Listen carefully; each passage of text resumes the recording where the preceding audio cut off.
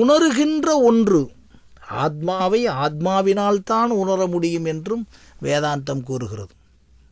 முதலிலே மனத்தை வைத்து நம்மளுடைய அறிவை வைத்து உணரத் தொடங்கி அறியத் தொடங்கி குறிப்பிட்ட தூரத்திற்கு பிறகு அந்த அறிவும் நின்று பிணம் சுடு தடி போல நின்றுவிட்டு திரும்பி ஆத்மாவோடு ஆத்மாவே பயணம் செய்கின்ற ஒரு நிலையை கூறுகிறது.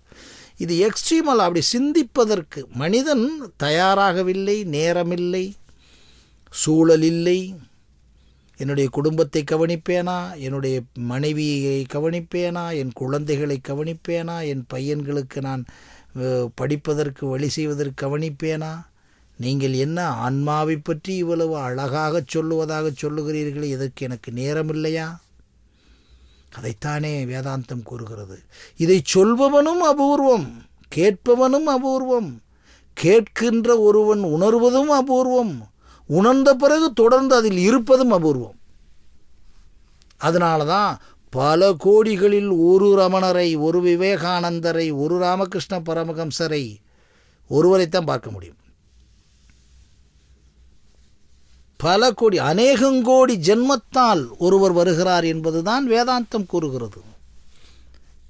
அநேகம் கோடி மனிதர்களில் ஒருவர் தான் வர முடியும். ஏனென்றால் அதை உணர்வதற்கோ அதில் இருப்பதற்கோ நேரம் யாருக்கும் இல்லை. அப்படிப்பட்ட உலகியல் போராட்டம், அதில் சந்தேகம் இல்லை. அப்போ என்ன அர்த்தம்? ஓஹோ, அதனால்தான் பல கோடிகளில் ஒருவர் வந்திருக்கிறாரோ? நிச்சயமாக உண்மை. ஏனென்றால் யாராலும் இது முடியாது என்பது உண்மை, நிச்சயமாக உண்மை. எல்லோராலும் முடியாது, எல்லோராலும் உணர முடியாது. ஆனால் இப்படி ஒன்று உள்ளதா என்றால் உள்ளது என்பது உண்மை. நீங்கள் உணர முடியவில்லை என்றால், நீங்கள் சூரியனை பிடிக்க முடியவில்லை என்றால், சூரியன் இது நட்சத்திரங்கள் மறைகிறது என்றால், அதை பார்க்கவில்லை என்றால் நட்சத்திரங்கள் இல்லை என்று இப்பொழுது விளக்கம் சொல்லுகிறார்களே, அது மாதிரி தான்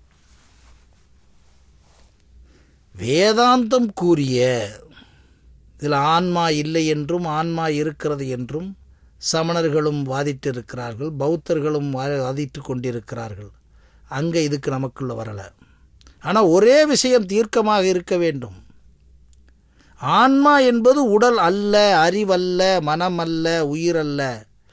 பகவான் ரமணர் கூறுவதற்கு முன்னால் கடவுளிடத்தில் எப்படி சொல்லியிருக்கு பாருங்க. புத்தியை விட அறிவல்ல, உடல் அல்ல, உடலில் ஒன்றும் அது கிடையாது, உடலை பிரி.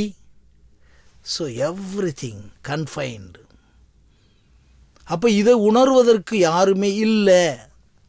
அப்போ தான் சொல்கிறேன், அனுபூதியில் பெற்ற அது ஆசிரியர் வேற அவர் இருக்கணும். ஸோ எவ்ரிதிங் இருக்கு. ஆத்மா என்பது உண்மை, ஆத்மா என்பது உண்டு, அது எனர்ஜி. இறைவன் மிகப்பெரியவன் என்று சொல்லுகிறோம் அல்லவா, அதில் எந்தவித முரண்பாடு இல்லை.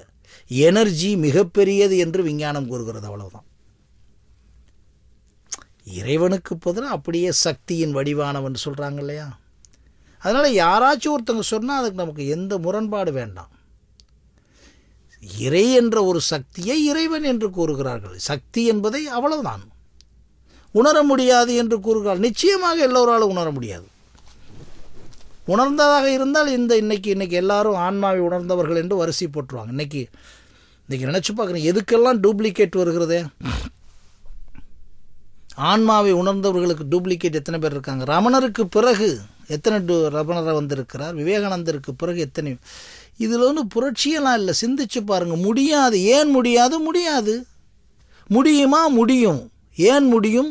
பல கோடிகளில் ஒருவரால் தான் முடியும். அதைத்தான் நாங்கள் இயேசு கிறிஸ்துக்கு பிறகு உலகத்தினுடைய ரகசியங்கள்லாம் புரிந்த எத்தனை ஆயிரம் கிறிஸ்தவர்கள் இருக்கிறோம். ஏன் இன்னொரு இயேசுவை வரவில்லைனால் இவர்கள் குற்றம் அல்ல, வர முடியாது.